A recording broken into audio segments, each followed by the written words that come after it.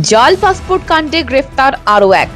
জাল পাসপোর্ট চক্রে যুক্ত থাকার অভিযোগে উত্তর 24 পরগনার দত্তপুকুর থেকে গ্রেফতার মুক্তার আলম। ধৃত ব্যক্তি এর আগেও গ্রেফতার হয়েছিলেন।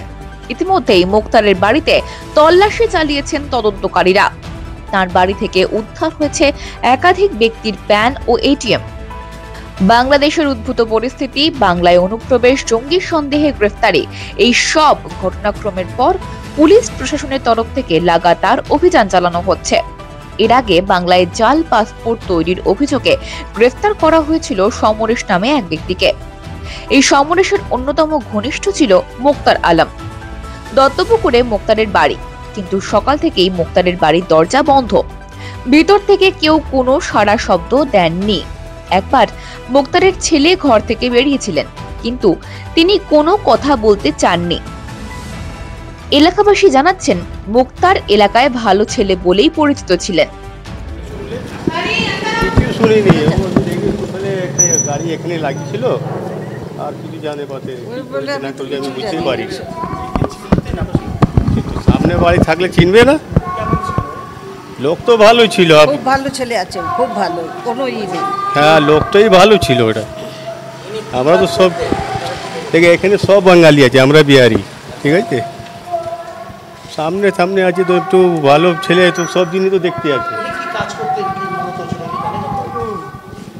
এ কি বলে বাইরে পাঠায় লোকজন,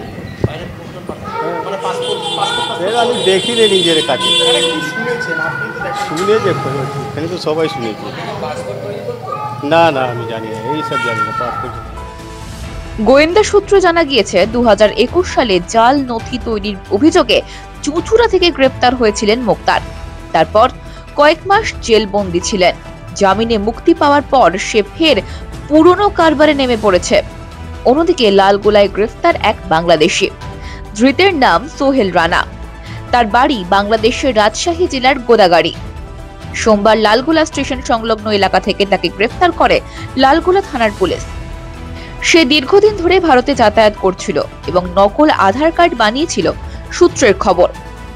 সোহেল রানার আধার কার্ডে তার বাবা ও মায়ের নামের জায়গায় লালগোলা থানার আটশিয়ার বাসিন্দা নিজের পিসেমশাই আব্দুল রশিদ ও পিসি শেফালি বিবির নাম নথিভুক্ত করেছিল।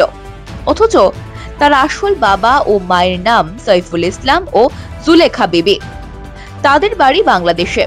এছাড়াও সোহেল রানা প্রায় 7 বছর আগে ভারতে তার পিসির মেয়ে সেলিনা খাতুনকে বিয়ে করে।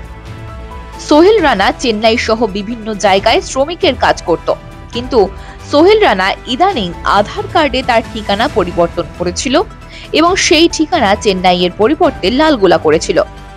পুলিশ তদন্তে নেমে বেআইনিভাবে আধার কার্ডের ঠিকানা পরিবর্তন করে দেওয়ার অভিযোগে লালগোলার বালিগ্রাম থেকে আলিউল আলম নামে আরও একজনকে গ্রেপ্তার করেছে।